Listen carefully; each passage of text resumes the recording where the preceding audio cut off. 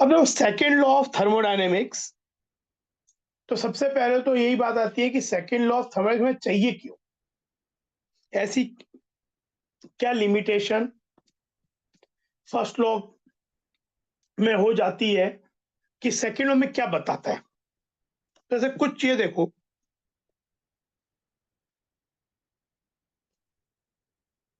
जैसे कुछ सिचुएशंस को कंसीडर करें।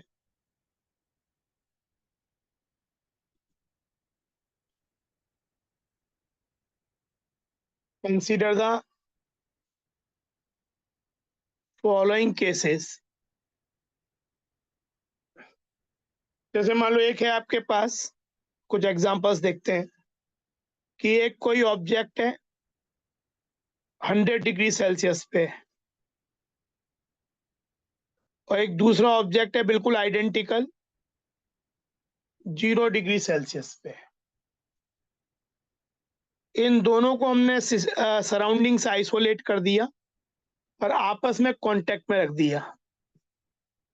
तो कुछ देर बाद हम क्या ऑब्जर्व करते हैं कि दोनों का टेम्परेचर सेम आ जाएगा, और अगर दोनों आइडेंटिकल हैं बिल्कुल, तो अल्टीमेटली कह सकते हो कि इसका टेम्परेचर भी 50 हो जाएगा और इसका temperature 50 if the bodies are identical. ये बात हम ऑब्जर्व करते हैं, ये मिलती है हमको। इसकी एनर्जी इसमें कुछ गई, कंजर्वेशन एनर्जी यहाँ पे है, एक कंजर्वेशन एनर्जी इसमें है क्योंकि इसने मान लो बॉडी ए ने एनर्जी लूज की, बी ने गेन की, तो पूरे सिस्टम की एनर्जी कंजर्व्ड है। अब कोई आपको बोले कि यार ऐसा रख दें कि ये दो ऑब्जेक्ट हैं,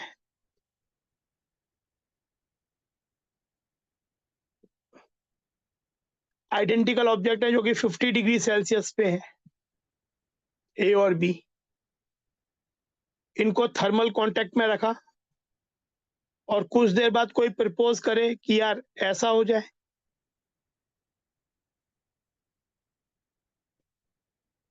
कि ये 100 पे आ जाए और ये 0 पे आ जाए। तो कोई पूछे कि क्या ये फर्स्ट लॉ का वायलेशन इसमें है क्या? तो फर्स्ट लॉ का वायलेशन तो नहीं है, क्योंकि अगर आप ऑब्जर्व करो तो क्या होगा, यहाँ भी यही है कि इसने एनर्जी लूज की, बी ने लूज की, ए ने गेन की, तो एनर्जी कंजर्वेशन तो यहाँ भी है।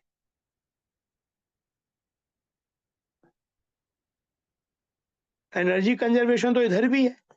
यानी चाहे आप ऐसी बात करो चाहे ऐसी बात करो, फर्स्ट लॉ तो दोनों में ही सेटिस्फाई हो रहा है, कंजर्वेशन एनर्जी। लेकिन हम जानते हैं कि ये वाली चीज तो बहुत ही कॉमनली हमें ऑब्जर्व होती है, पर ऐसा बिना किसी एक्सटर्नल एजेंसी के हेल्प के ये नहीं होता कि दो ऑब्जेक्ट 50 डिग्री पे रखे हों आइडेंटिकल, और खुद ब खुद कुछ देर के बाद ये 100 पे आ जाए और ये 0 पे आ जाए। आप ऐसा कर सकते हो, पर सम external agency help, some external things will be needed to achieve it। यानी इस प्रोसेस में जो फॉरवर्ड प्रोसेस है उसके अंदर एनर्जी कंजर्वेशन है, बैकवर्ड में भी एनर्जी कंजर्वेशन है, तो वायलेशन ऑफ फर्स्ट लॉ तो कहीं भी नहीं है। बट स्टिल ये वाली प्रोसेस एक डायरेक्शन में खुद ब खुद हो रही है, स्पॉन्टेनियस है, दूसरे में स्पॉन्टेनियस नहीं है, अपने आप नहीं हो रही है। तो यह अच्छा, ये एक चीज हुआ। फिर जैसे मान लो एक केस है, एक और केस देख के फिर हम अगली बात करते हैं। मान लो कि एक दो कंपार्टमेंट है, ये एक वॉल्व है, इस इधर एक गैस है और ये वैक्यूम है।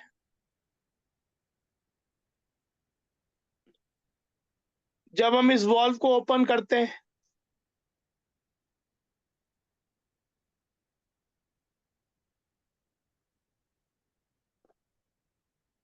तो ये जो गैस है it rush into the other part और पूरे को फिल कर लेती है। तो ये चीज तो हमें देखने को मिलती है। लेकिन क्या हमको ऐसा देखने को मिलता है कि अगर हमारे पास ऐसी सिचुएशन हो और खुद ब खुद ये वाली गैस राइट कंपार्टमेंट की अपने आप पूरी लेफ्ट में आ जाए और यहाँ वैक्यूम बन जाए, जबकि अगर ये आइसोलेटेड सिस्टम है तो एनर्जी कंजर्वेशन यहाँ भी है, इधर भी एनर्जी कंजर्वेशन है, पूरी एनर्जी इधर चली गई। लेकिन ये बात हमको देखने को नहीं मिलती। बिना किसी एक्सटर्नल एजेंसी के हेल्प के हम ये काम नहीं कर सकते, अचीव नहीं कर सकते। तो कहने का मतलब ये है कि फर्स्ट लॉ के अकॉर्डिंगली अगर कुछ प्रोसेस अलाउड भी है, एनर्जी कंजर्वेशन है, तब भी बहुत सी प्रोसेसेस या अधिकतर प्रोसेसेस एक डायरेक्शन में अपने आप होती हैं और बैकवर्ड डायरेक्ट दूसरे डायरेक्शन में अपने आप नहीं होती हैं, जबकि violation of conservation energy first law तो दोनों में ही नहीं है। यानी कुछ और भी ऐसा है जो कि डायरेक्शन को गवर्न करता है कि एक प्रोसेस किस डायरेक्शन में अपने आप स्पॉन्टेनियसली जाएगा। तो second law is all about that. पर सेकेंड लॉ को स्टेट करने से पहले या उसका स्टेटमेंट देने से पहले हमें एक इंपॉर्टेंट क्वांटिटी पढ़ने की जरूरत है, वो है एंट्रोपी। तो अब हम बात करते हैं एंट्रोपी की। इतनी बात समझ में आई? हाँ सर। हाँ सर। अब बात करते हैं एंट्रोपी की।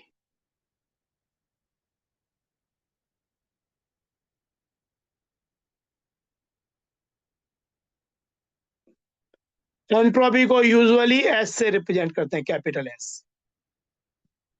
अगर डिफरेंट भी लेनी पड़ेगी सिस्टम तो S1 S2 ऐसे ले लेंगे, पर एंट्रोपी के लिए एस टर्म यूज किया जाता है। तो एंट्रोपी क्या है? पहले तो एक एंट्रोपी जो है एक स्टेट फंक्शन है। अगर 1 से 2 किसी भी पाथ से पहुंचा जाए तो चेंज इन एंट्रोपी सेम होगा। किसी एक स्टेट पे एंट्रोपी डिफाइन की जा सकती है, although we are more interested in most of the cases in calculating change in entropy, but फिर भी जैसे इंटरनर्जी एंथैल्पी किसी स्टेट पे डिफाइंड होती है, ऐसे एंट्रोपी भी उस स्टेट पे एब्सोल्यूट एंट्रोपी डिफाइन की जा सकती है। ऑल्दो डिफिकल्ट होता है हर केस में, लेकिन किया जा सकता है। जैसे वर्क है, पाथ फंक्शन है, वो पाथ में ही होगा। इसका कोई मतलब नहीं है कि एट स्टेट 1 वर्क की वैल्यू क्या है, लेकिन एट स्टेट 1 एंट्रोपी क्या है, इस बात का एक सेंस है।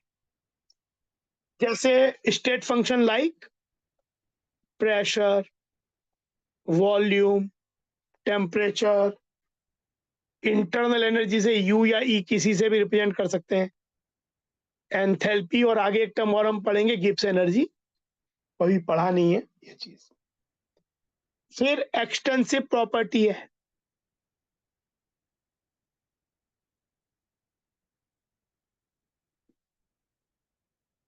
अमाउंट पे डिपेंड करती है, अमाउंट के प्रोपोर्शनल है। अगर सब सिचुएशन सेम है तो अगर एक्स अमाउंट की एंट्रोपी एस है तो उन्हीं सिचुएशंस में 2x अमाउंट की एंट्रोपी ट्वाइस एस हो जाएगी। तो एक्सटेंसिव प्रॉपर्टी है। related to what? It is related to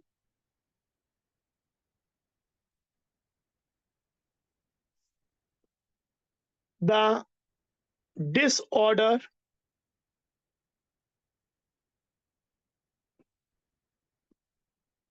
या degree of randomness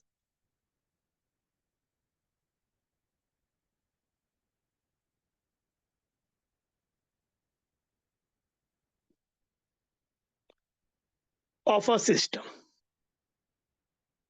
भाई किसी सिस्टम की एंट्रोपी किस चीज का मेजर, वो सिस्टम जितना ज्यादा डिसऑर्डर्ड होगा, जितना ज्यादा रैंडम होगा, उसका एंट्रोपी ज्यादा होगा।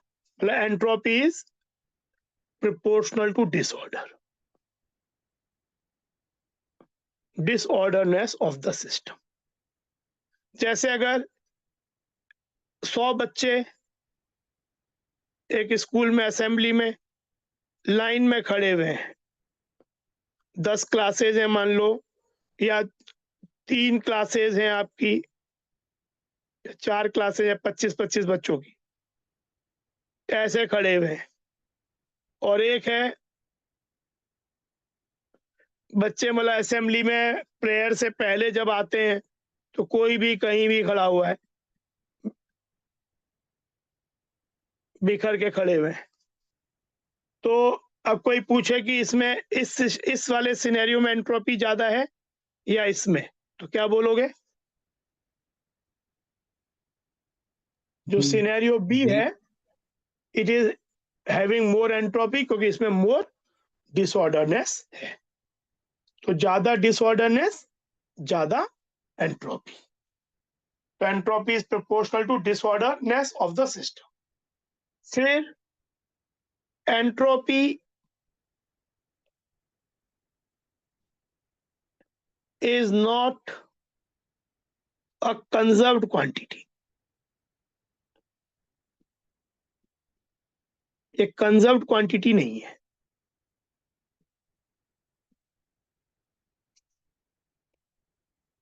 एक्चुअली एंट्रोपी केवल बढ़ती रहती है, मतलब ओवरऑल कोई प्रोसेस हो सकता है, एक लोकली केस, एक लोकल सिचुएशन में ऐसा हो सकता है कि किसी सिस्टम की एंट्रोपी कम हो गई, डिसऑर्डरनेस कम हो गया, पर कहीं अगर सिस्टम की एंट्रोपी कम हुई है और वो चीज हुई है तो सराउंडिंग की एंट्रोपी बढ़ी होगी। तो या तो एट द बेस्ट क्या होगा, total entropy change of the universe 0 होगा, या अगर वो प्रोसेस नेचुरल प्रोसेस है, इरिवर्सिबल है, तो यूनिवर्स की एंट्रोपी डिसऑर्डर बढ़ी होगी। मतलब कभी भी कोई ऐसा प्रोसेस नहीं होता है जिसमें overall entropy of the universe, system plus surrounding, decrease हो। या तो डेल्टा एस 0 रह सकता है जो रिवर्सिबल चेंजेस में होता है, या डेल्टा एस पॉजिटिव होगा जो स्पॉन्टेनियस केसेस में होता है, नेचुरल इरिवर्सिबल सिनेरियोस में होता है। पर कभी कोई प्रोसेस ऐसी नहीं हो सकती है, वो होगी ही नहीं, जिसमें entropy of the universe decrease करे।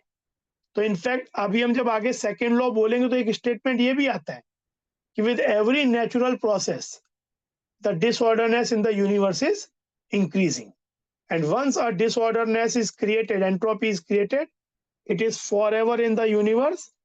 इसको हम डिस्ट्रॉय नहीं कर सकते, ये बढ़ता ही जा रहा है। या disorderness in the universe is keep on increasing with every natural process. एक तो ये है, it can be created but can't be destroyed. हाँ, ये हो सकता है, आप बोलोगे फिर क्या कभी एंट्रोपी डिक्रीज ही नहीं होता? ये हो सकता है कि जैसे एक लोकली एक रूम में बैठ के आप कोई काम कर रहे हो तो एंट्रोपी इस सिस्टम का डिक्रीज हो जाए, लेकिन अगर ये प्रोसेस हुई है तो एक सराउंडिंग भी होगी। तो अगर इसका डेल्टा एस नेगेटिव है तो सराउंडिंग का डेल्टा एस डैश जो होगा वो पॉजिटिव होगा, या तो ये दोनों वैल्यू मिलके अगर ये रिवर्सिबल चेंज है तो सम 0 हो जाएगा, या फिर ओवरऑल मिलके पॉजिटिव होगा। ऐसा कभी नहीं होगा कि इन दोनों का सम लेस देन 0 हो जाए। अगर ऐसा हो रहा है तो चीज ही नहीं होगी। एक्चुअली यही सेकेंड लॉ का one of the statement in the terms of entropy. Second law बहुत से वेज में डिफाइन किया जाता है, लेकिन हमारे सिलेबस में जो है, पहले तो फिजिक्स में भी कैरनॉट इंजन था तो मैं फिजिक्स के लिए पढ़ा देता था, लेकिन अब फिजिक्स में भी कैरनॉट इंजन हट गया है, हीट पंप हट गया है। तो क्या है कि जो सेकेंड लॉ है वो एंट्रोपी के टर्म में, अल्टीमेटली एंट्रोपी के टर्म में, लेकिन उसे हीट इंजन, हीट पंप मतलब लाइक एयर कंडीशनर्स, इनके टर्म में भी डिफाइन किया जाता है। वो मैं अभी अब नहीं पढ़ाऊंगा क्योंकि वो अब सिलेबस में नहीं है। जेई एडवांस में पहले भी नहीं था, अब जेई मेन में भी नहीं है, और केमिस्ट्री में तो बिल्कुल ही नहीं है। तो हम केवल इसे एंट्रोपी के टर्म में ही पढ़ेंगे, पर इसके डिफरेंट स्टेटमेंट्स भी है। और फिर किसी को पढ़ना है तो जो मेरा पुराना वीडियो है मैं उसको शेयर कर दूंगा, किसी को इंटरेस्ट है कि कैरनोट इंजन और हीट पंप पढ़ना है तो दैट आई विल शेयर। लेकिन अभी हम नहीं पढ़ेंगे क्योंकि सिलेबस में नहीं है वो। पर इसके डिफरेंट वेज में जो है सेकंड लॉ डिफाइन किया जाता है। हम इसे फाइनली जब एक एंट्रोपी पढ़ने के बाद एंट्रोपी के टर्म में डिफाइन करेंगे, जो सबसे बेसिक वे है डिफाइन करने। और ऑल्दो बात बात में मैंने सेकंड लॉ बोल तो दिया ही है, मैंने ये बोल दिया है कि कोई भी अगर आइसोलेटेड सिस्टम है तो उसकी कभी भी एंट्रो डेल्टा एस सिस्टम, क्योंकि आइसोलेटेड है, अगर एक सिस्टम आइसोलेटेड है, आइसोलेटेड मतलब उसको सराउंडिंग से कोई लेना देना नहीं है। तो आइसोलेटेड सिस्टम में मतलब सिस्टम ही यूनिवर्स है, तो वो सिस्टम ही सिस्टम खुद ही यूनिवर्स है क्योंकि उसका सराउंडिंग से कोई लेना देना नहीं है। तो एक स्टेटमेंट ये होता है कि for an isolated system there can not be any process where delta S system less than zero, क्योंकि डेल्टा एस सिस्टम ही डेल्टा एस यूनिवर्स हो जाएगा आइसोलेटेड के केस में। तो एक आइसोलेटेड सिस्टम में कभी ऐसी चीज नहीं हो सकती कि एंट्रोपी डिक्रीज हो। फिर अगर आइसोलेटेड नहीं है तो कोई भी प्रोसेस अगर हो रहा है तो उसमें डेल्टा एस यूनिवर्स या तो पॉजिटिव होगा, मतलब बढ़ रहा है एंट्रोपी यूनिवर्स का, डिसऑर्डर बढ़ रहा है, या रिवर्सिबल केस में एट द बेस्ट जीरो होगा कि कुछ नहीं हुआ, ना बढ़ा ना घटा। लेकिन कभी भी ऐसा नहीं होगा कि delta S universe less than zero हो जाए किसी process. Entropy of universe never decreases. अच्छा, अब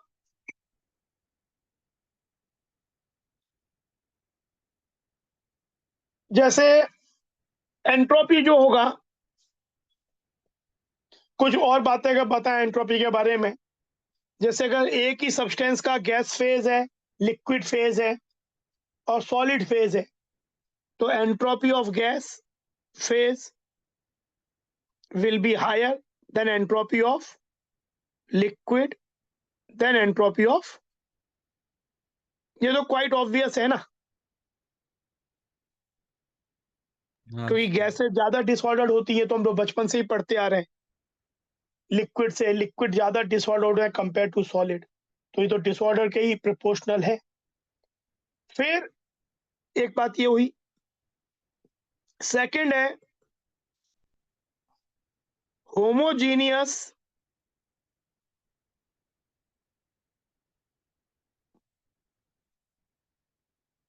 जो होते हैं सिस्टम या मॉलिक्यूल्स, होमोजीनियस होंगे तो मोर ऑर्डर्ड होंगे कि एंट्रोपी इज मोर देन,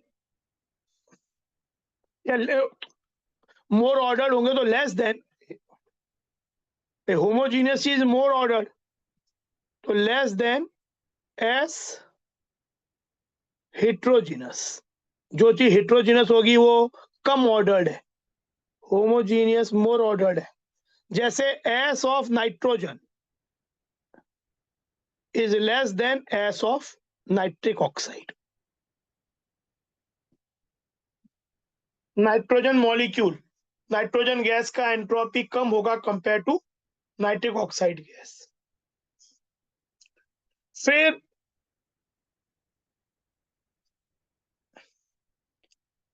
अगर entropy is inversely proportional to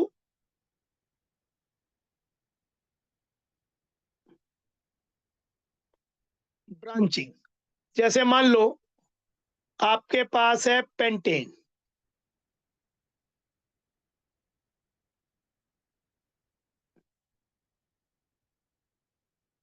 और एक है आपके पास 2 methyl butane.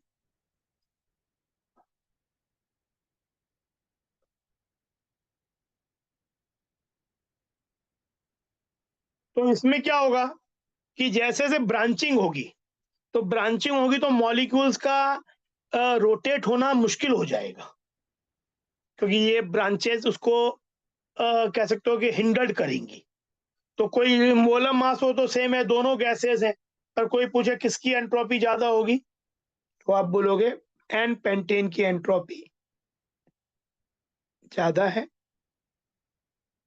Then 2 methyl butane.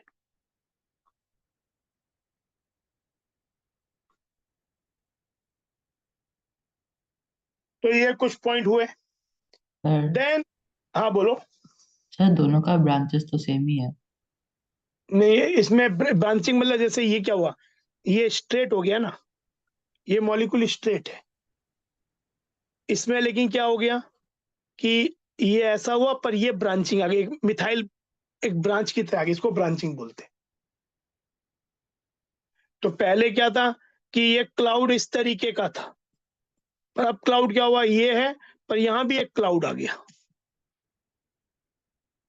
तो ये वाला क्लाउड ज्यादा हिंड्रेंस प्रोवाइड करता है, मतलब ब्रांचिंग होने से जितनी ज्यादा ब्रांचिंग होगी मॉलिक्यूल के रोटेशंस में about their axis will be a hindrance, तो उसका जो डिसऑर्डरनेस है वो आपका कम हो जाएगा, मतलब वो जो हल्का सा उसका मोशन रिलेटिवली ऑर्डर्ड हो जाएगा। तो ये चीज की जो ब्रांचिंग जो होती है, more branching leads to lesser entropy and less branching is relatively more entropy. Then जैसे अगर कोई भी आपको कोई रिएक्शन दिया हुआ है तो हम लोग अगर इन पॉइंट्स के बेसिस पे चेक करते हैं, तो एक तो हम ये चेक करते हैं कि एक रिएक्शन में प्रोडक्ट साइड में अगर गैस मॉलिक्यूल्स ज्यादा है रिएक्टेंट साइड से, तो एंट्रोपी प्रोडक्ट की ज्यादा होगी, तो एंट्रोपी बढ़ रही है, डेल्टा एस पॉजिटिव है, या अदर वे राउंड। तो हम पहले ये चेक करते हैं गैस मॉलिक्यूल्स किस तरफ ज्यादा है, पर मान लो गैस मॉलिक्यूल्स दोनों तरफ सेम हो गए, तो हम ये देखते हैं कभी का टोटल मॉलिक्यूल्स किधर ज्यादा है, मतलब हो सकता है कहीं पे 3 सॉलिड है कहीं 2 सॉलिड है, पर गैसेस के दोनों तरफ 2-2 ही हैं। तो गैस मॉलिक्यूल दोनों तरफ सेम है लेकिन मॉलिक्यूल एक तरफ 5 है एक तरफ 4 है, पहले गैस मॉलिक्यूल्स देखेंगे पर फिर टोटल मॉलिक्यूल देखेंगे। फिर ये वाली बात भी है, मान लो जैसे आपके पास ही आ जाए N2 + O2 2NO, कोई ये सभी गैसेस ही हैं, कोई पूछे इसमें एंट्रोपी इस रिएक्शन में बढ़ रहा है या कम हो रहा है, क्या बोलोगे?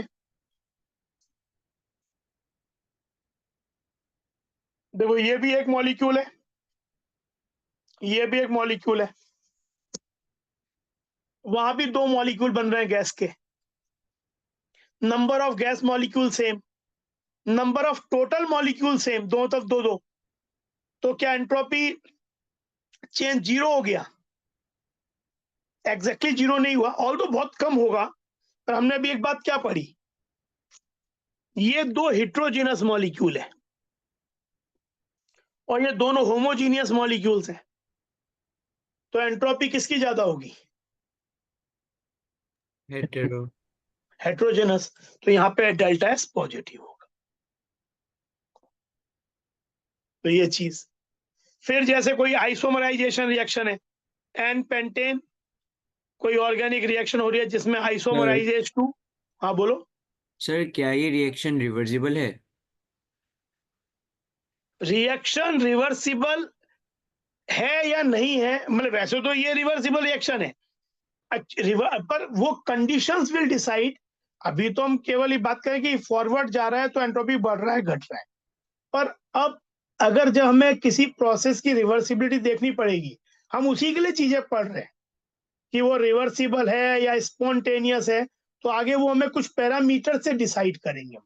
रिवर्सिबल नेचर तो है ही इसका, लेकिन अगर जैसे रिएक्शन जब रिवर्सिबल होती हैं पर अगर वो एक ही डायरेक्शन बहुत ज्यादा फेवर कर रही हैं, तो प्रैक्टिकली आता है एक डायरेक्शन फेवर करके तो एक डायरेक्शन स्पॉन्टेनियस हो गया, तो उन केसेस में हम आगे देखेंगे कि उन केसेस में डेल्टा जी और के टर्म में चीजें डिफाइन करेंगे। रिवर्सिबल है, डेफिनेटली रिवर्सिबल है, लेकिन रिवर्सिबल नेचर है इसका, पर अंडर सर्टेन कंडीशन ये किस डायरेक्शन में ज्यादा फेवर कर रही है, स्पॉन्टेनियस है, वो फिर आगे पैरामीटर्स और के अकॉर्डिंगली जब कुछ उसके लिए कुछ पैरामीटर्स मालूम होने पड़ेंगे तभी हम चेक कर पाएंगे। सर ठीक है मतलब ना? आपने बोला था कि अगर डेल्टा एस मतलब 0 तब होता है जब रिवर्सिबल प्रोसेस हो। नहीं, मैंने एक बात बोला है, मैंने रिवर्सिबल के लिए ये भी सिस्टम की बात हो रही है। ओ ठीक। डेल्टा एस यूनिवर्स 0 होता है रिवर्सिबल के लिए। डेल्टा एस सिस्टम हो सकता है, पर डेल्टा एस यूनिवर्स 0 होता है, not delta S system. Okay sir. समझे? हाँ सर। अच्छा, साइक्लिक प्रोसेस के लिए डेल्टा एस 0 होगा because being a state function, जहां से शुरू किए वहीं पे आएंगे तो क्या हो जाएगा? डेल्टा एस 0 हो जाएगा। क्योंकि ये तो प्रॉपर्टी होती है, डेल्टा एस साइक्लिक 0, ये वाली बात भी लिख लो, ये चीज बीइंग स्टेट फंक्शन, बीइंग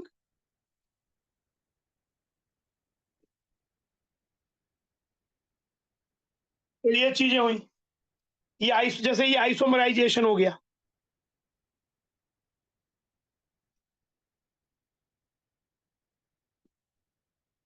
ये आइसोमराइजेशन प्रोसेस हो गया। एन पेंटेन से 2 मिथाइल ब्यूटेन। जिसमें कोई पूछे कि इस प्रोसेस में एंट्रोपी बढ़ रहा है या घट रहा है तो क्या बोलोगे? इसका डेल्टा एस क्या है फॉरवर्ड प्रोसेस का? What is delta S? Branching leads to decrease in entropy. हाँ जितनी ब्रांचिंग होगी एंट्रोपी कम होगी। कम। तो यानी यहाँ ये एंट्रोपी कम हो गया, ये एंट्रोपी, दोनों है गैस, और ये एंट्रोपी कम है, ये एंट्रोपी ज्यादा है, तो डेल्टा एस क्या हो गया? Delta S of this reaction is less then 0। मैंने ये कभी नहीं बोला कि एक सिस्टम का डेल्टा एस नेगेटिव नहीं हो सकता। हाँ, एक आइसोलेटेड सिस्टम का डेल्टा एस नेगेटिव नहीं हो सकता, लेकिन अगर एक सिस्टम आइसोलेटेड नहीं है तो ऐसा हो सकता है कि डेल्टा एस नेगेटिव। पर डेल्टा एस सराउंडिंग तब क्या होगा? पॉजिटिव होगा। अगर वो रिवर्सिबल चेंज है, इक्विलिब्रियम पे है, तो डेल्टा एस दोनों का सम मिलके 0 हो जाएगा। और अगर वो स्पॉन्टेनियस है, इरिवर्सिबल प्रोसेस है, तो दोनों का सम मिलके पॉजिटिव हो जाएगा। एक सिस्टम का डेल्टा एस नेगेटिव हो सकता है, ऐसी कोई बात नहीं है। ठीक है ना? हाँ सर।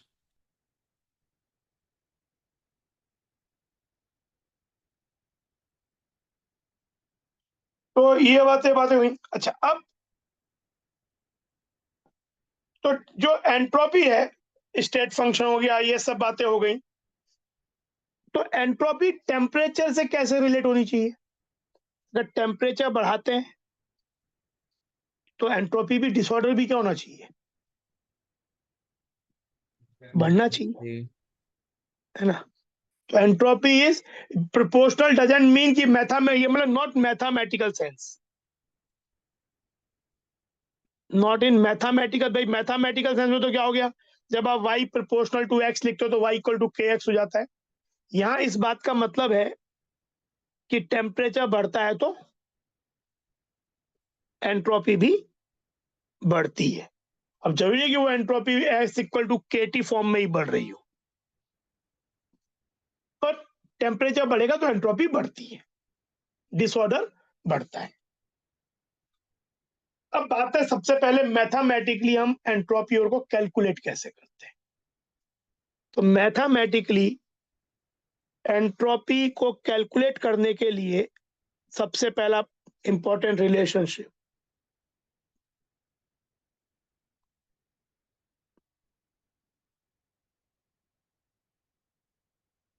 मैथमेटिकली ये सेकेंड लॉ है आपका। बेसिकली सेकेंड लॉ का स्टेटमेंट, मैथमेटिकल स्टेटमेंट है, ds equal to dq reversible by t।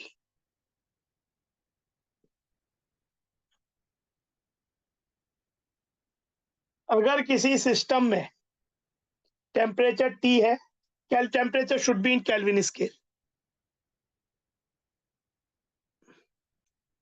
और उसमें एक छोटा सा एक रिवर्सिबल चेंज हो रहा है, और उसमें Q की, dq की वैल्यू dq रिवर्सिबल है, तो उसका जो एंट्रोपी चेंज होगा ds, that will be ds equal to dq reversible by t।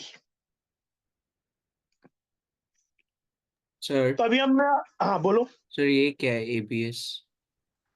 क्या चीज? सर ये जो लिखा आपने absolute scale, absolute scale, kelvin scale. मतलब टेम्परेचर कभी भी सेल्सियस में नहीं लेना है इस एक्सप्रेशन में, ऑलवेज केल्विन में। ठीक है तो dq by t is equal to ds, dq reversible. अब ये जो है, अभी मैंने बोला कि टेम्परेचर बढ़ता है तो एंट्रोपी बढ़ता है, तो ये बात ठीक है। ये क्या बता रहा है? टेम्परेचर बढ़ रहा है तो क्या हो रहा है? कम रहे। नहीं, चेंज इन एंट्रोपी कम हो रहा है। ये देखो बात, दो अलग बातें हैं ये। टेम्परेचर बढ़ता है तो डिसऑर्डर बढ़ता है, पर ये बता रहे कि जैसे जैसे टेम्परेचर बढ़ेगा जो चेंज इन डिसऑर्डर है वो कम होता जाएगा। मतलब अगर डिसऑर्डर को सपोज हम एक, डिसऑर्डर मतलब क्या हो गया? किसी चीज का बिगड़ना। तो ऐसे सोचो कि एक कोई पर्सन है या कोई स्टूडेंट है, तो पहले मान लो कि उसे शुरुआत में जब वो अच्छा था, एक अच्छा बच्चा आया, उसे बुरी संगत मिली, तो पहले वो ज्यादा बिगड़ेगा। पर एक बार जब बिगड़ जाएगा तो वही एनवायरनमेंट उसके अंदर अगर होगा तो और बिगड़ेगा, तो उसका रेट ऑफ बिगड़ना क्या हो जाएगा? धीरे धीरे कम हो जाएगा, क्योंकि ऑलरेडी इतना बिगड़ चुका है कि वही चीजें उसको उतना नहीं बिगाड़ेंगी जितना पहले वो सुधरा हुआ था तब बिगड़ रहा था। तो ये बता रहा है ये चीज कि जैसे से टेम्परेचर बढ़ता जाएगा, शुरुआत में ds की वैल्यू ज्यादा होगी, पर जैसे जैसे टेम्परेचर बढ़ता जाएगा धीरे धीरे ds की वैल्यू, एंट्रोपी बढ़ रही है, पर मान लो टेम्परेचर 10 से 20, मान लो कि 300 से 310 केल्विन पे जितना डिसऑर्डर बढ़ता है 370 से 380 पे उतना नहीं बढ़ेगा। समझे? हाँ सर। तो ये चीज है, पर एंट्रोपी तो बढ़ रही है। तो ये जो एक्सप्रेशन है ts equal to dq reversible divided by t, ये हमारा एंट्रोपी चेंज कैलकुलेशन करने का एक फॉर्मूला है, मैथमेटिकल फॉर्मूला। अच्छा, अब बात इसमें एक और समझो कि यहां मैंने लिखा dq रिवर्सिबल, यानी एंट्रोपी चेंज मैथमेटिकली मैं कैलकुलेट कर सकता हूं एक रिवर्सिबल प्रोसेस के थ्रू। जैसे मैं अगर ए से बी जा रहा हूं,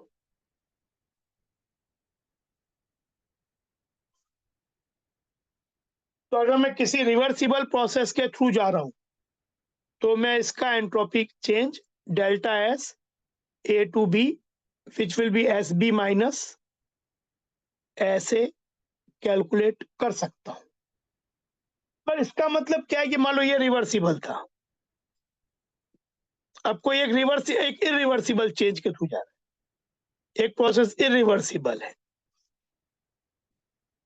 इसका एंट्रोपी चेंज क्या होगा? एंट्रोपी क्या है? स्टेट ए और स्टेट बी अभी भी वही है, चेंज रिवर्सिबली गया, चेंज इरिवर्सिबली गया।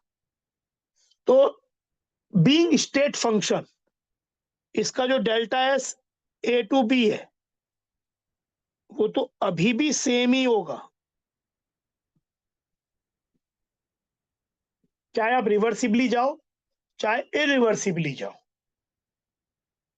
तो इसीलिए बहुत बार क्या होता है, हमारे पास इरिवर्सिबल के लिए छोटे छोटे स्टेप में कैलकुलेट करने का तरीका हमारे पास नहीं है, लेकिन बाय यूजिंग द फैक्ट कि entropy is a state function, हम एक इरिवर्सिबल चेंज का एंट्रोपी चेंज निकाल सकते हैं। कैसे? कि अगर उस चेंज को, सेम ए से बी चेंज को हम रिवर्सिबली अटेंड करें, एक अलग पाथ के थ्रू अटेंड करें जो रिवर्सिबल हो, कैलकुलेट उसके थ्रू किया। लेकिन क्योंकि हम ये बात जानते हैं कि एंट्रोपी एक स्टेट फंक्शन है, तो जो चेंज यहां होगा वही चेंज रिवर्सिबल के लिए भी होगा। तो हम ये बात यूज करके बोल देंगे कि भाई एंट्रोपी चेंज तो इतना ही होगा, क्योंकि सही भी है। लेकिन आप एक इरिवर्सिबल प्रोसेस का directly mathematically delta S calculate नहीं कर सकते। You have to replace that irreversible change by some reversible process, जो कि ultimately lead to the same initial and final state. उसका आप कैलकुलेट करोगे डेल्टा एस इस फॉर्मूले से यूज करके, D Q reversible by T, वो जो भी सिचुएशन आएगी, फर्स्ट लॉ और भी यूज होगा इसके अंदर, तो कर सकते हो। लेकिन and then you will say, क्योंकि स्टेट ए और स्टेट बी तो सेम ही है, तो चाहे वो रिवर्सिबली ले गई हो चाहे इरिवर्सिबल गया हो, delta S would be same being a state function. तो हम जिस इरिवर्सिबल की बात कर रहे हैं उसका डेल्टा एस भी इतना ही होगा। मेरी बात समझ में आई? Delta S irreversible can't be calculated directly for that process, but it is calculated indirectly by replacing that irreversible process by a reversible process, जो कि उन्हीं ए से बी, उसी स्टेट से, उस ए से सेम स्टेट ए से फाइनल बी स्टेट सेम रहे, पर हमने उसे रिप्लेस कर दिया, चेंज को एक रिवर्सिबल प्रोसेस के थ्रू ले गए, चाहे वो 2 स्टेप में ले गए, 3 स्टेप, रिवर्सिबल के थ्रू ले गए, तो वो हमने कैलकुलेट किया, और जो वैल्यू आएगी हम कह सकते हैं कि वही वैल्यू उस इरिवर्सिबल प्रोसेस के लिए भी होगी, क्योंकि entropy is a state function. ठीक है, बात समझ में आया? हाँ सर। हाँ जैसे सर। एक बात लिख लो, एक नोट लिख लो,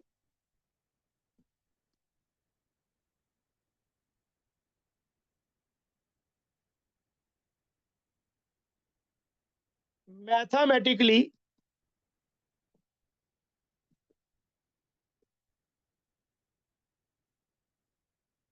change in entropy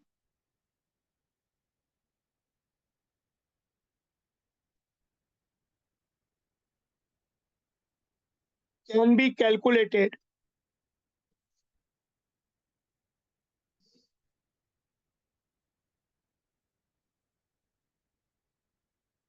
for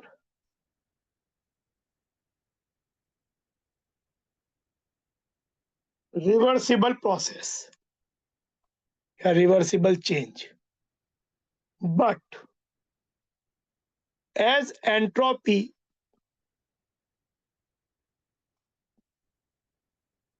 is a state function,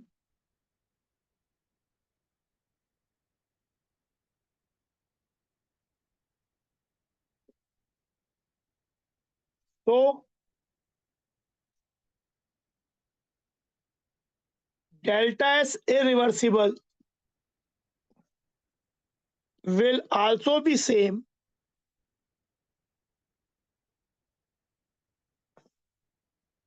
if initial and final states are same as it was for reversible change।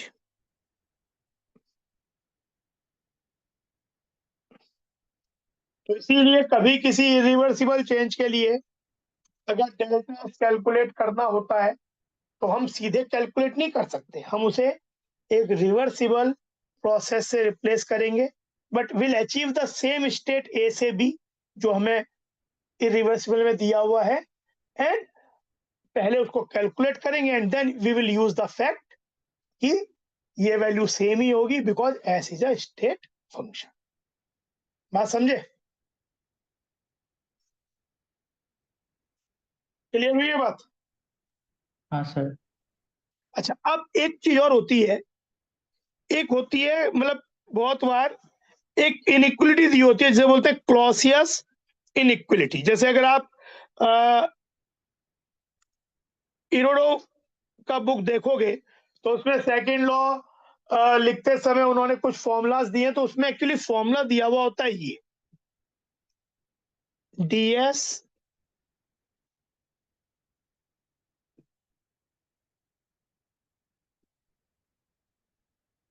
Is greater than equal to D Q by T. इसको बोलते हैं Clausius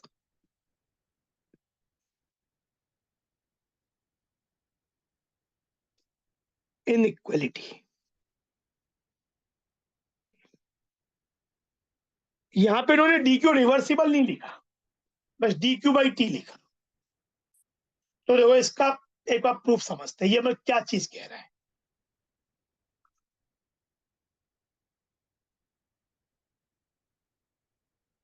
sir यहाँ पे D Q दोनों हो सकता है, reversible irreversible. हाँ, एक्चुअली रिवर्सिबल होगा तो इक्विलिटी होगा, इरिवर्सिबल होगा तो इनइक्विलिटी होगा। तो अब ये मैं प्रूफ कर रहा हूँ, कोई खास हमारा काम इक्वल से ही होगा। और ऐसे ही चलो जैसे एक छोटी सी बात, उससे बातें और जैसा दिमाग में क्लियरिटी आती है, तरीके समझ में आते हैं, तो इसलिए बता दे रहे छोटी सी बातें। बाकी कोई इसका एग्जामिनेशन पॉइंट से हमारे एट दिस पॉइंट कोई खास वैसा यूज नहीं है। हमें यूज तो ds इक्वल टू वाला ही करना होगा। पर ये डी क्यू बाई टी मतलब इसमें दोनों चीजें, इक्वलिटी रिवर्सिबल के लिए, इनइक्वलिटी। तो देखिए, देखो अगर कोई चेंज डी यू हम जानते हैं होता है D Q plus D W on system, first law है ना। हाँ सर। तो अगर मान लो ए से बी हम एक रिवर्सिबल चेंज के थ्रू जा रहे हैं और एक इरिवर्सिबल चेंज के थ्रू जा रहे हैं, पर ए और बी स्टेट सेम ही है। मतलब ए जो मतलब ए स्टेट से बी स्टेट जाने के दो तरीके, रिवर्सिबल चेंज के थ्रू और इरिवर्सिबल चेंज के थ्रू। लेकिन डी यू दोनों के लिए क्या होगा, यू क्या है, स्टेट फंक्शन है ना। हाँ sir. You is also state function. तो चाहे रिवर्सिबल चेंज हो चाहे इरिवर्सिबल चेंज हो, अगर इनिशियल और फाइनल मतलब वो स्टेट सेम ही है ए और बी, तो क्या होगा, डी यू दोनों के लिए सेम होगा। यानी D U will be D Q reversible plus D W on system reversible equal to D Q irreversible plus D W on system irreversible, है ना। ऐसा कह सकते हैं।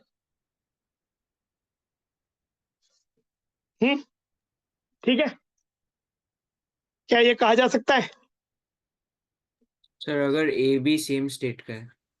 हाँ मतलब ए बी मतलब ए से बी गए, ए और बी सेम स्टेट नहीं है, ए और बी डिफरेंट स्टेट है, लेकिन वो एक बार रिवर्सिबल चेंज के थ्रू अचीव हुआ, एक बार तो क्योंकि ए और बी तो स्टेट मतलब इस वाले के लिए भी ए बी है, इसके लिए भी ए बी है, तो जो डेल्टा यू यहां होगा वही डेल्टा यू क्या होगा, इधर भी होगा, बीइंग अ स्टेट फंक्शन, है ना।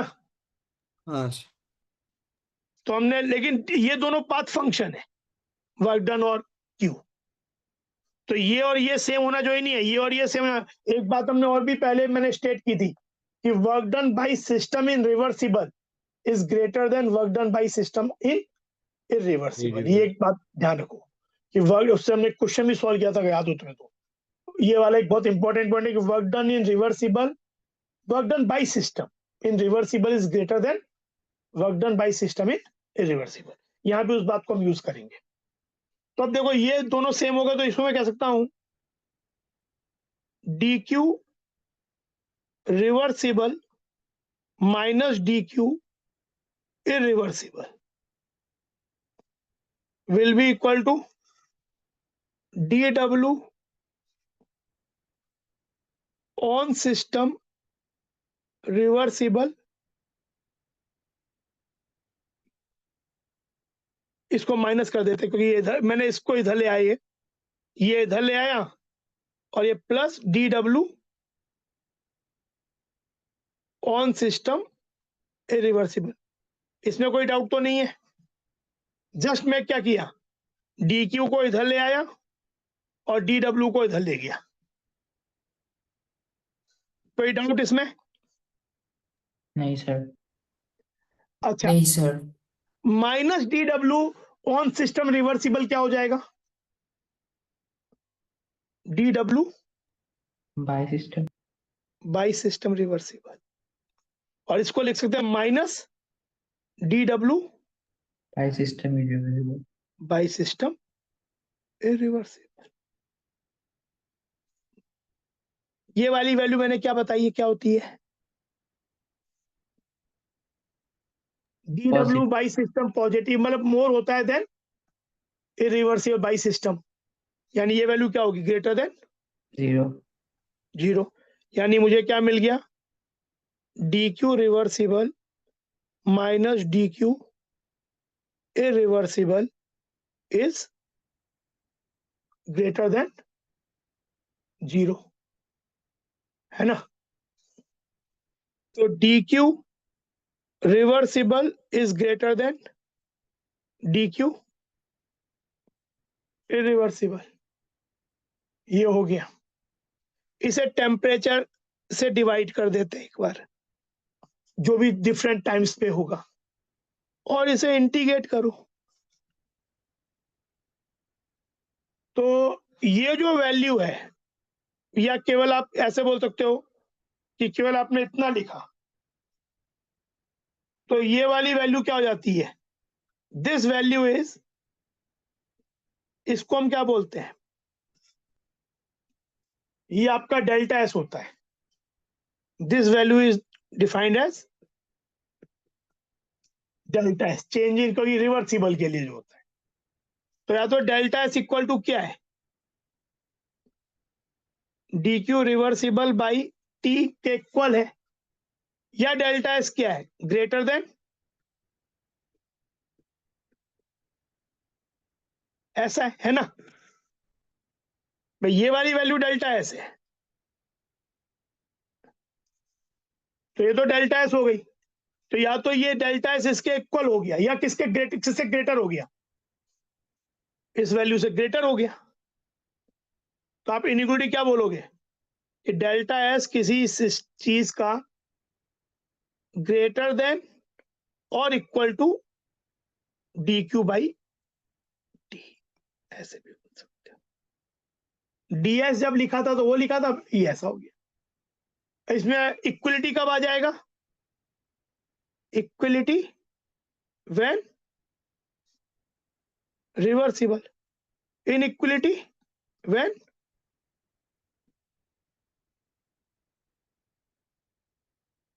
इरिवर्सिबल।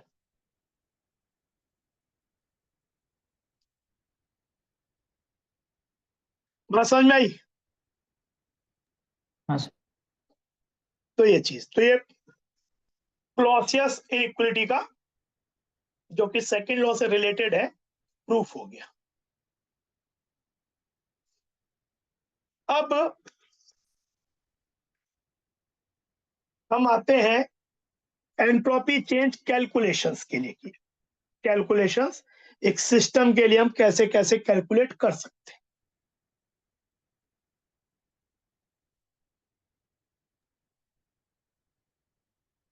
सर 1 मिनट रुकिएगा तो। हाँ बिल्कुल।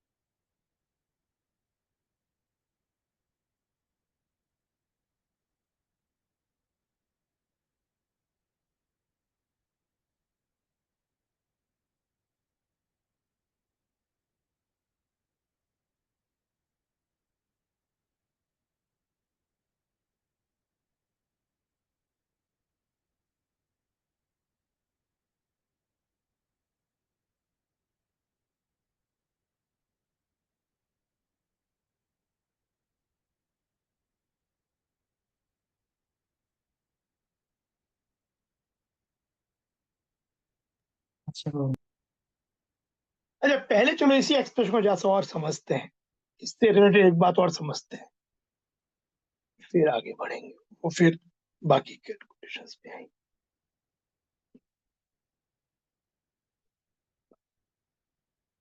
तो हमारे पास अभी जो टूल हो गया, वो ये हो गया ds equal to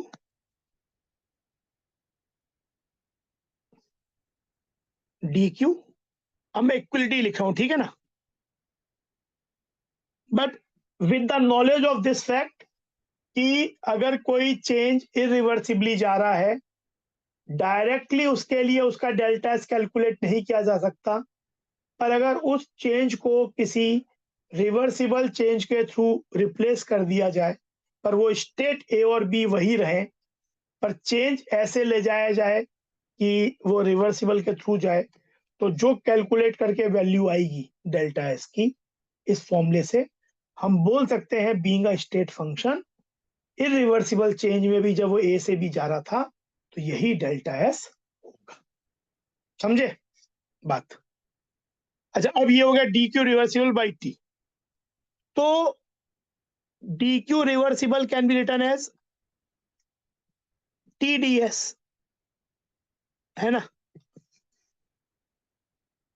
T temperature है केल्विन स्केल में, एस एंट्रोपी है, डीएस मतलब small change in entropy, D Q reversible heat, small heat exchange in reversible process.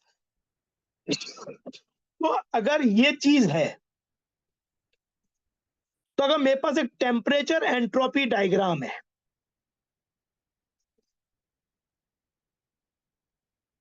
मान लो मेरे पास एक टेम्परेचर एंट्रोपी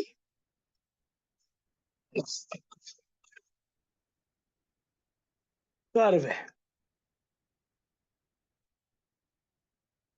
टीएस डायग्राम बोलते हैं इसे, टी वाई एक्सिस पे एंट्रोपी, एस एक्सिस पे। तो अगर सपोज कोई ऐसा चेंज, लेट्स से कोई ऐसा चेंज है, कुछ ऐसा चेंज है, तो टीडीएस का मतलब क्या हुआ? मान लो यहां से लेके यहां तक डीएस चेंज हुआ, और ये आपका टी हो गया।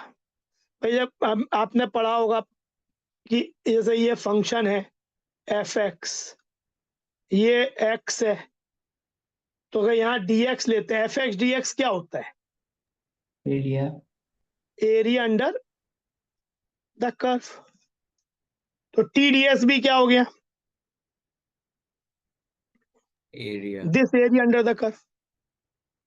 अब अगर मान लो ये पॉइंट S1 है, ये पॉइंट S2 है, तो अगर मैं ए से बी गया, तो ये छोटे छोटे ये एरियाज ऐड होके ये क्या हो जाएगा? Area under this whole curve. T D S, मान लो ए से मैं S1 से S2 गया, तो ये वैल्यू क्या देगा? What this value will give? Area under the TS curve when perpendiculars are drawn on the entropy axis will give q। ये वैल्यू क्या है? dq था, तो q a से b। What does that mean? कि area under TS curve, area under TS curve gives the heat exchange during that reversible process। अगर ए से B का कोई मुझे टीएस कर्व दिया हुआ है, तो ये जो मैं एरिया निकालूंगा, तो अगर मैं इंक्रीजिंग एस में जाऊंगा तो डीएस पॉजिटिव होगा, टेम्परेचर तो हमेशा ही पॉजिटिव होगा, बिकॉज केल्विन स्केल में तो जीरो ही अचीव नहीं होता है। तो अगर मैं ए से बी जा रहा हूं इंक्रीजिंग एंट्रोपी में, तो क्यू ए बी पॉजिटिव होगा, पीछे आ रहा हूं तो नेगेटिव होगा, लेकिन मैग्नीट्यूड ये होगा। इतनी बात समझ में आई? हाँ सर। हाँ सर। यानी एक हाँ स्टेटमेंट सर। में लिख सकता हूं कि एरिया अंडर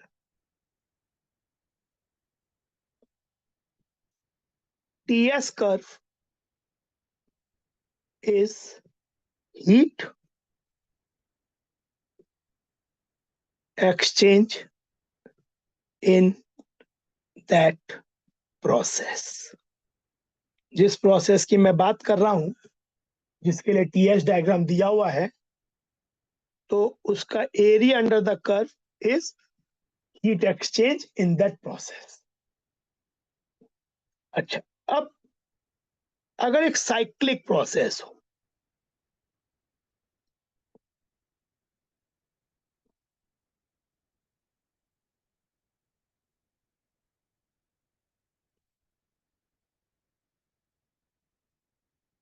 मान लो एक ऐसा टीएस डायग्राम है, एक साइक्लिक प्रोसेस, ए से बी गए और फिर बी से ए आए, तो यहां पे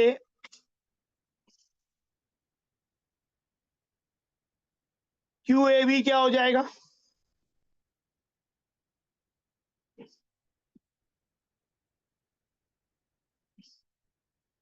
Q A B will be this area, है ना? क्यू ए बी क्या हो जाएगा? This area. और क्यू बी सी क्या हो जाएगा? ये पॉजिटिव साइन के संग होगा क्योंकि इंक्रीजिंग एस में जा रहे हैं। क्यू बी ए क्या हो जाएगा? एरिया अंडर दिस कर्व, यानी ये वाली एरिया विथ नेगेटिव साइन। बात समझ में आई? हाँ सर। तो इन दोनों का सम क्या हो जाएगा? Q cyclic, Q A B plus Q B ए।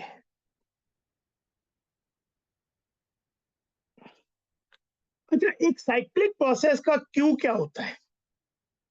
एक साइक्लिक प्रोसेस अगर है, फर्स्ट लॉ का यू, एक फॉर अ साइक्लिक प्रोसेस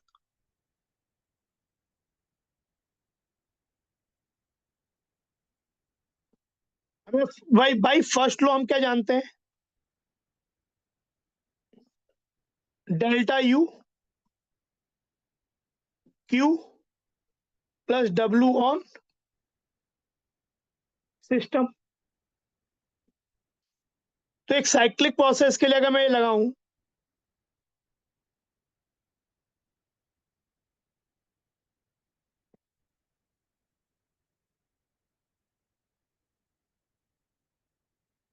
तो डेल्टा यू साइक्लिक क्या होता है? 0। Zero, being a state function.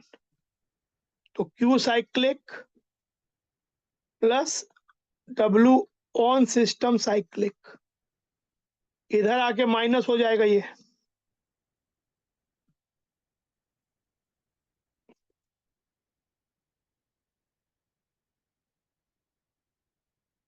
This is W by system cyclic, है ना? यानी एक साइक्लिक प्रोसेस का जो क्यू होता है वो उस प्रोसेस का net work done by system भी होता है। क्यू साइक्लिक, जैसे मतलब इसमें क्या हो गया? Q A B plus Q B A will be equal to work done by system A B plus by system. इसका मतलब ये नहीं कि ये और ये इक्वल और ये इक्वल है, पर इनका सम और इसका सम इक्वल है। समझे? ये बात समझ में आई कि Q cyclic equal to work done by system cyclic process. बताओ, ये बात समझ में आई तो आगे बढ़े फिर। हाँ सर, हाँ एक सर। मिनट लिख ले। हाँ, लिख लो, एक बार लिख लो।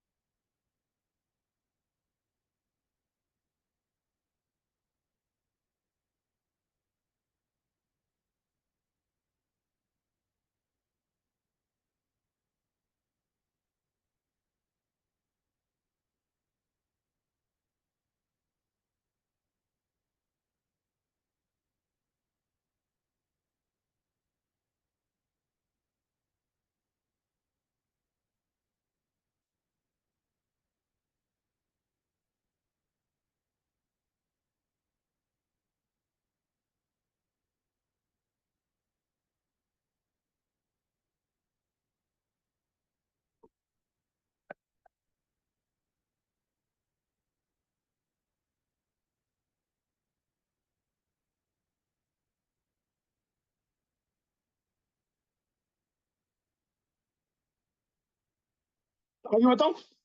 हाँ सर। अच्छा, अब देखो एक और की होती है एफिशिएंसी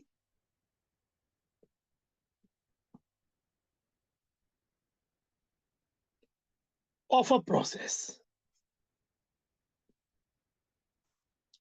मान लो कोई प्रोसेस चल रहा है, थर्मोडायनेमिक्स में चल रहा है प्रोसेस, तो हमें इसे ईटा से रिप्रेजेंट करते हैं। तो एफिशिएंसी ऑफ अ प्रोसेस का भाई, अगर सपोज एक प्रोसेस चल रही है, मान लो ए से बी गया, बी से सी गया, सी से डी गया, साइक्लिक हो भी सकता है, साइक्लिक है तो नहीं भी हो सकता है, साइक्लिक है तो वापस वहीं लौट आएगा, नहीं तो जो भी ये 3-4 स्टेप है। तो एफिशिएंसी का मतलब क्या है? एफिशिएंसी की भाई जो प्रोसेस चल रही है वो कितनी एफिशिएंट है, तो एफिशिएंसी हम किस टर्म में मेजर करेंगे? भाई हम एक प्रोसेस से मेन चीज चाहते हैं वर्क डन बाय सिस्टम, कि वो जो सिस्टम मैंने लिया है वो नेट कितना वर्क डन कर रहा है। तो जैसे मान लो कि सपोज हमारे पास ए से बी गए, बी से सी गए, सी से डी भी गए। अब मान लो ये साइक्लिक नहीं है, साइक्लिक हो भी सकता था, डी से वापस ए आ जाए। तो अगर ए से बी में वर्क डन W1 है, बी से सी में वर्क डन W2 है, ये सब बाई सिस्टम है, ये सब बाई सिस्टम है। तो नेट वर्क डन कितना हो गया? W1 प्लस ये बाई सिस्टम मैंने कैलकुलेट किया। ये तो हो गया जो मुझे मिला, जो चाहता हूं मैं। पर मुझे किसके एवज में मिला? मैं मतलब इनपुट क्या देता हूं? हम इनपुट देते हैं Q। तो जो भी इन तीनों स्टेप में पॉजिटिव क्यू है, नॉट नेगेटिव क्यू, कोई हीट तो सिस्टम अगर रिलीज हुआ वो तो सिस्टम रिलीज करेगा। तो मैंने इनपुट नहीं दिया, मुझे मिला, पर मैंने एक्चुअली क्या चीज इनपुट दी? मान लो ए से बी मैंने एक पॉजिटिव हीट दी Q1, यहाँ पे मैंने पॉजिटिव, यहाँ पे मुझे हीट नेगेटिव मिली, पर यहाँ फिर मैंने पॉजिटिव दी। तो मैंने एक्चुअली क्या इनपुट दिया? Q1 and Q3। कि Q2 तो रिलीज हुआ, वो मेरा इनपुट नहीं है, वहां मैंने अपनी एनर्जी यूज नहीं की, पर यहां तो मैंने अपनी एनर्जी यूज की। तो मुझे कितना सिस्टम ने वर्क करके दिया, और मैंने जो पॉजिटिव हीट दी, अगर 4 स्टेप हैं उसमें 2 जगह पॉजिटिव हीट है और 2 जगह नेगेटिव है, तो I will take only positive heat, negative नहीं लेना है मुझे, जो मुझे मैंने दी। ये ratio will be called efficiency of the process. Work done by the, यानी कहने का मतलब work done by the system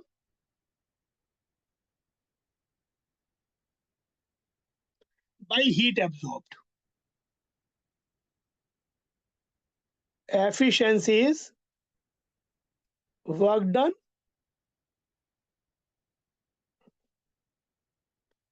by the system divided by heat absorbed, और परसेंटेज में चाहिए तो इंटू 100 कर देंगे। हीट एब्जॉर्ब में केवल मैं पॉजिटिव हीट्स लूंगा, ओनली पॉजिटिव हीट्स जो दी गई, एब्जॉर्ब किया सिस्टम ने, रिलीज वाले को यहाँ कंसीडर नहीं करेंगे, निकालेंगे जब क्वेश्चन आएगा। फिजिक्स में क्वेश्चन आता है इसका बहुत, कि आप एफिशिएंसी निकालो, एक डायग्राम दिया हुआ है आपको, पीवी डायग्राम हो, तो आप हर स्टेप का क्यू निकालते हो, हर स्टेप का डब्ल्यू निकालते हो बाई सिस्टम। तो डब्ल्यू बाई सिस्टम तो सबके ऐड कर देते हो, कहीं नेगेटिव वर्क मिला, कहीं पॉजिटिव वर्क मिला, वो तो सिस्टम कर रहा है, तो net work done by system आ जाता है। और नीचे आप केवल वो हीट लेते हो जो कि पॉजिटिव है, उनको ऐड करते हो, और जो रेशियो आता है that is called efficiency. Into 100 करेंगे तो परसेंटेज एफिशिएंसी। इतनी बात समझ में आई? हाँ हाँ सर। सर। अच्छा, अब अगर प्रोसेस साइक्लिक है, फॉर साइक्लिक डेफिनेशन अभी भी यही है, पर एक साइक्लिक प्रोसेस के लिए मान लो सपोज स्टेप है ए से बी, बी से सी से डी, डी से ए, 4 स्टेप है। Q1 की वैल्यू मान लेते हैं 500 जूल है, Q2 -300 जूल है, Q3 +400 जूल है, Q4 लेट से -200 जूल है। साइक्लिक प्रोसेस है, तो Q साइक्लिक कितना हो जाएगा टोटल? ऐड करेंगे तो क्या आ जाएगा? 400, है ना? हाँ this sir. Plus this plus this plus this. एक साइक्लिक प्रोसेस का Q साइक्लिक किसके इक्वल होता है? Work done by system. Work done by system cyclic. Work done by system तो ये हो गया सबका addition, Q1 plus Q2 plus Q3 plus Q4। आपने W निकाला भी नहीं, यहाँ W निकालने की जरूरत भी नहीं, अगर साइक्लिक है तो Q से ही काम चलेगा। अगर साइक्लिक नहीं है तो मुझे फिर निकालने पड़ेंगे, तब मैं ये नहीं बोल सकता कि सब Q का सम W है। लेकिन अगर एक साइक्लिक प्रोसेस है तो सब Q's का sum will be equal to W by system cyclic divided by, मुझे कौन से Q से डिवाइड करना होगा? Q1 या Q3? Q1 and Q3, Q3। that is equal to 400 by 900, है ना? तो इसकी एफिशिएंसी हो गई 4/9, परसेंटेज 400/9, है ना? तो ये आ गया क्वेश्चन सॉल्व होके। यानी अगर मुझे एक साइक्लिक प्रोसेस में अगर सब क्यूज मिल जाए हर स्टेप के, तो I can find the efficiency. तो अभी जो मैंने बात बताई आपको कि टीएस डायग्राम दिया हुआ है, साइक्लिक प्रोसेस है, तो टीएस डायग्राम से मैं डायरेक्टली वर्क डन नहीं निकाल सकता, लेकिन area under the TS curve क्या देता है? क्यू देता है। तो मुझे हर स्टेप का क्यू मिल जाएगा। बीइंग साइक्लिक, सब क्यूज का सम क्या हो जाएगा? Work done by the system cyclic. और जब मैं सब क्यू निकाले तो कुछ पॉजिटिव कुछ नेगेटिव होंगे, तो जो केवल पॉजिटिव वाले उन्हें ऐड कर दूंगा, नीचे लिख दूंगा, and that ratio will be the efficiency of this cyclic process. मतलब एक साइक्लिक टीएस डायग्राम दिया हुआ है तो उसकी हेल्प से हम एफिशिएंसी ऑफ दैट प्रोसेस निकाल सकते हैं। बात समझ में आई? हाँ सर। हाँ सर। अब एक क्वेश्चन देखते हैं जो कि जेईई मेन में आया हुआ है।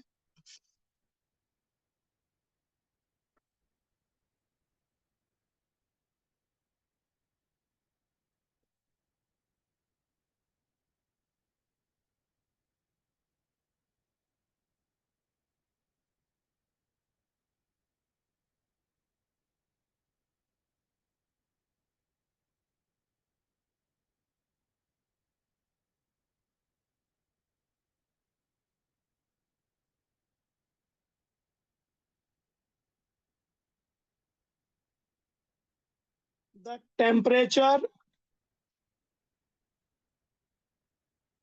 entropy diagram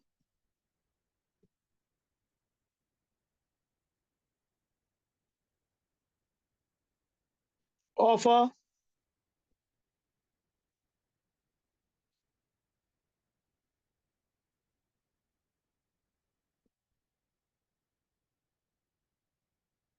भाई कोई इंजन में थर्मोडायनेमिक प्रोसेस चल रही है वर्क डन और के लिए, इंजन काम और कर रहा है, तो reversible engine cycle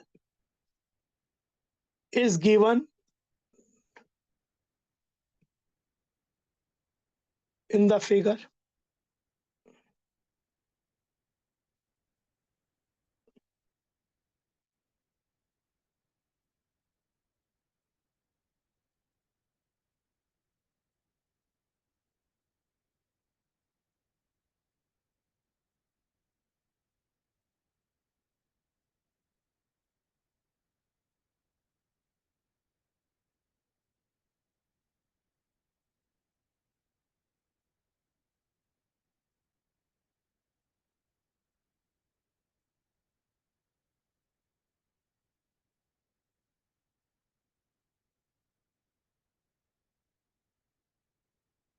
its efficiency is.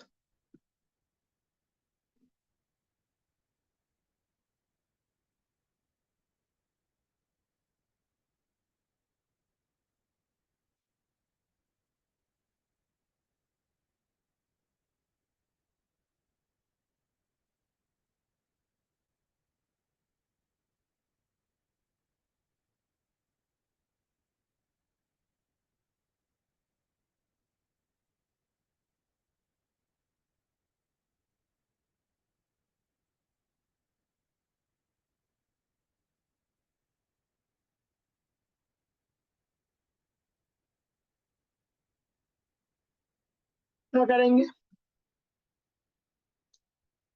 Q A से भी क्या हो जाएगा मुझे बताओ? व्हाट इज क्यू ए से भी? इस वाले में क्या एरिया है? 0. 0। एक लाइन के अंदर तो ये एक ऐसी वर्टिकल लाइन है तो इसमें एरिया कुछ होती नहीं अंदर, है ना? 0। एक्चुअली इस वाले में एंट्रोपी बदल ही नहीं रहा। ऐसे प्रोसेस को आइसो एंट्रोपिक भी बोलते हैं और बाद में हम देखेंगे आइसो एंट्रोपिक मतलब एडियाबेटिक ही होगा, क्योंकि हमने ds इक्वल टू क्या डिफाइन किया है? dq by T. तो अगर dq 0 हो जाए तो ds क्या हो जाएगा? 0। तो एक्चुअली ये जो a से b है एडियाबेटिक प्रोसेस सजेस्ट कर रहा है, समझे? When entropy does not change मतलब वो एडियाबेटिक प्रोसेस है। तो ये हो गया q। b से c क्या होगा? एरिया अंडर दिस कर्व, यानी ये है ना, और s बढ़ रहा है तो पॉजिटिव होगा। ये एरिया किसकी एरिया हो गई? आपको इस लाइन के अंदर एरिया चाहिए, किसकी एरिया हो गई? ट्रेपीजियम के एरिया या ट्राइंगल प्लस रेक्टेंगल, है ना? ये आपको ये एरिया चाहिए। Is it clear?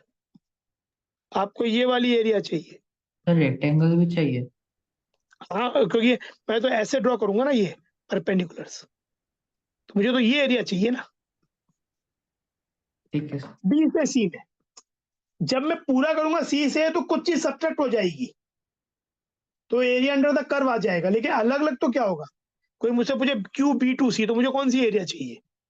ये ब्लैक वाली, ये पूरी एरिया, समझे? हाँ सर। तो ये क्या हो जाएगा एरिया? और एस बढ़ रहा है तो पॉजिटिव होगा, तो ये हो जाएगा या तो आप रेक्टेंगल प्लस ट्राइंगल कर लो या ट्रेपीजियम का एरिया का फॉर्मूला भी मालूम होगा, half sum of parallel side. Parallel sides की लेंथ क्या है? 3 twice not t not twice T not plus t not. Parallel side ये हुई ना, ये और ये पैरेलल साइड हुई ना, हम्म।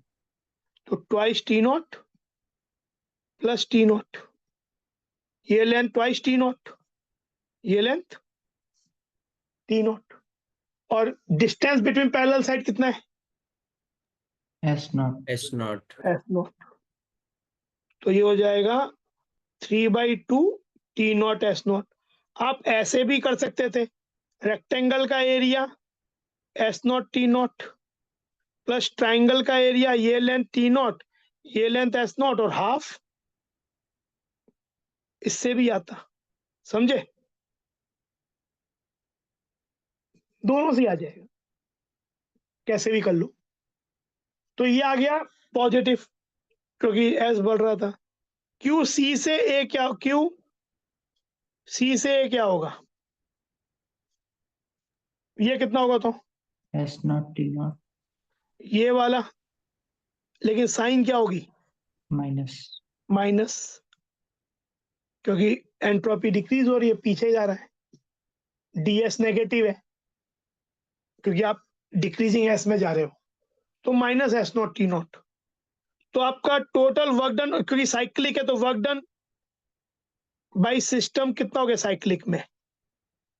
0 plus 3/2 T not S not plus minus S not T not, तो वर्क डन तो कितना हो गया, half T not S not, है ना। वर्क डन तो ये हो गया। डिवाइड किससे करेंगे, T by 2 twice not T not S not. जो पॉजिटिव हीट है, तो एक तो जीरो है, एक नेगेटिव, तो ओनली आपको पॉजिटिव है, तो half T not S not divided by, तो ये हो गया 1/3।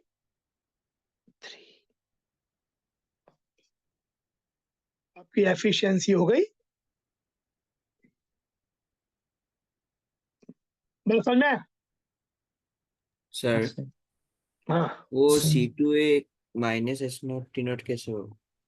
क्योंकि आप C2 ऐसी प्रोसेस दी है ना, तो आपकी एंट्रोप पहले तो क्या हुआ, आपको ये वाली एरिया चाहिए,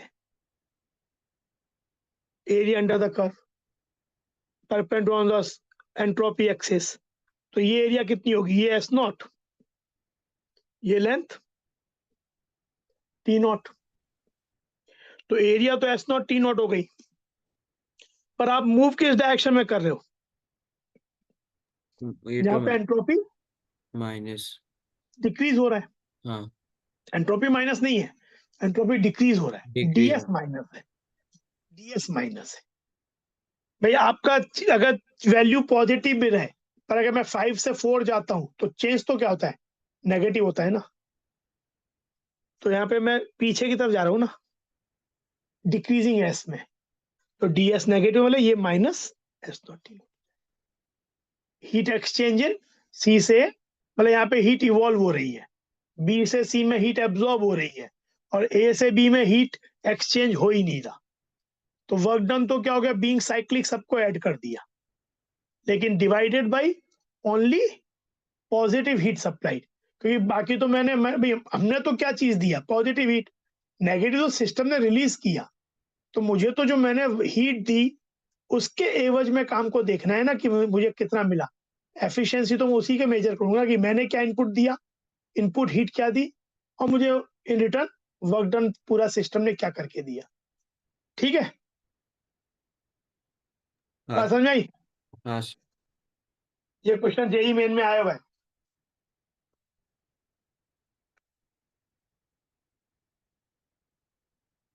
एक और ऐसा क्वेश्चन कर लो, फिर आगे बढ़ेंगे।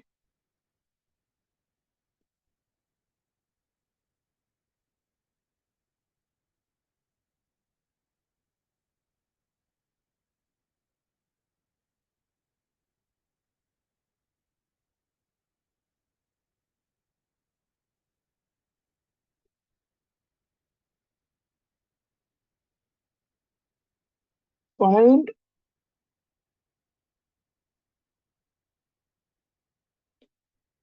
efficiency of the given cyclic process.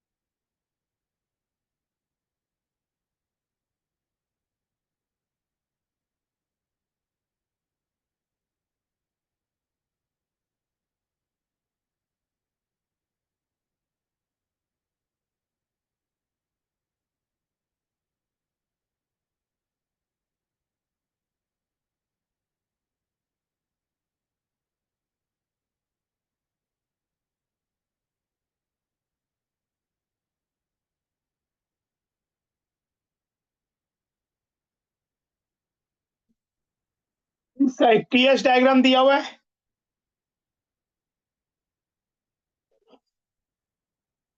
QA2 भी क्या होगा?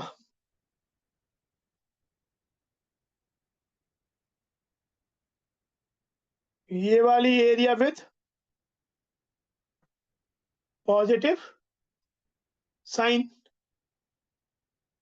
तो ये क्या हो जाएगा, कितना, ये एरिया कितनी हो जाएगी? ये एरिया हो जाएगी पैरेलल साइड का सम T0 प्लस 2T0 और distance between parallel side 0.5 S0,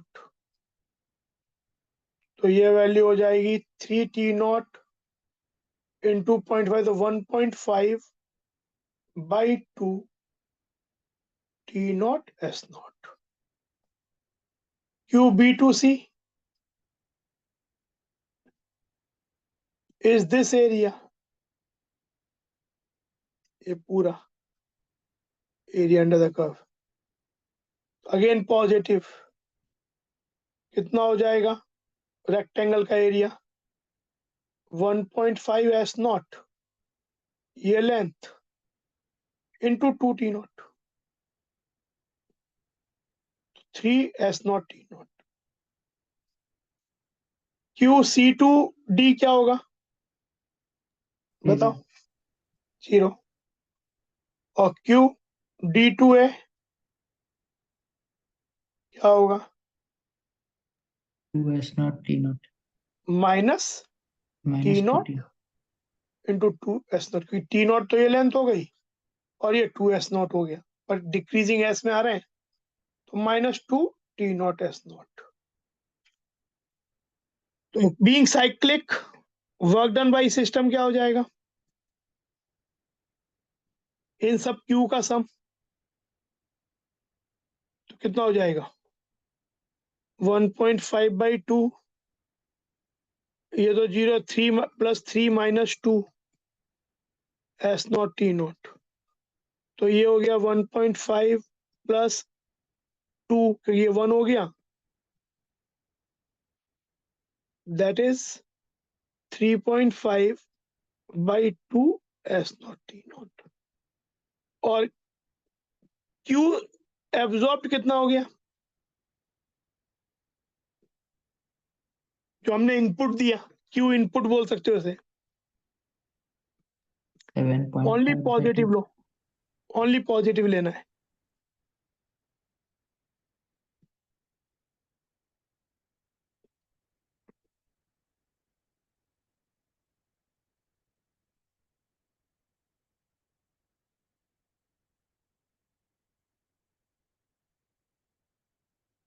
ये हो गया, तो एफिशिएंसी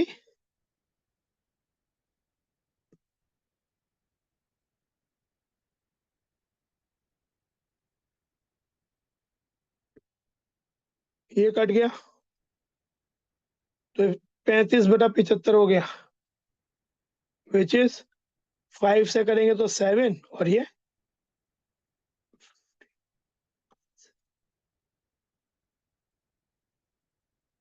समझ में?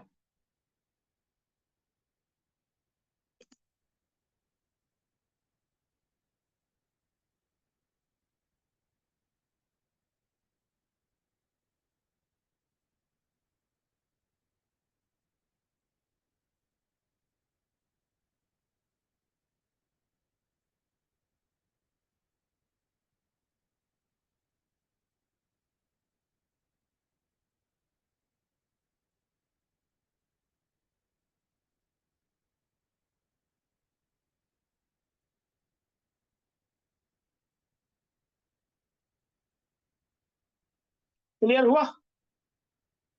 अगर साइक्लिक नहीं हाँ होगा तो मैं नहीं दिखा सकता, साइक्लिक नहीं होगा तो मैं वर्क डन, क्योंकि यहाँ पे अलग से वर्क डन नहीं मिल रहा है, यहाँ पे ये मैं फैक्ट यूज कर रहा हूँ कि Q निकाल के बीइंग साइक्लिक सब Q's का सम वर्क डन साइक्लिक हो जाता है, अगर साइक्लिक है तो वहां से बाई द सिस्टम मिल जाता है, और क्योंकि Q मैंने निकाला ही है तो मुझे पता चल जाता है कौन से Q इनपुट है, कौन से Q रिलीज हो रहे हैं.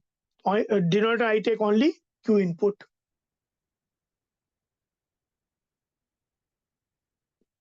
क्लियर हुआ ये वाली बात? जी हाँ सर। ठीक है, आज हम लोग यही जोड़ देते हैं इस चीज पे। नेक्स्ट क्लास में उसमें कैलकुलेशंस और कैसे करते हैं डेल्टा एस के, वो देखेंगे। यहाँ पे अभी हमने आज केवल ये देखा ds equal to D Q, मतलब एंट्रोपी डिफाइन किया। फिर हमने मैथमेटिकली कौन सा एक्सप्रेशन हमको कैलकुलेशन एंट्रोपी का करने के लिए अलाउ करता है, वो देखा। उसमें क्लॉसियस इनइक्वालिटी भी देखी।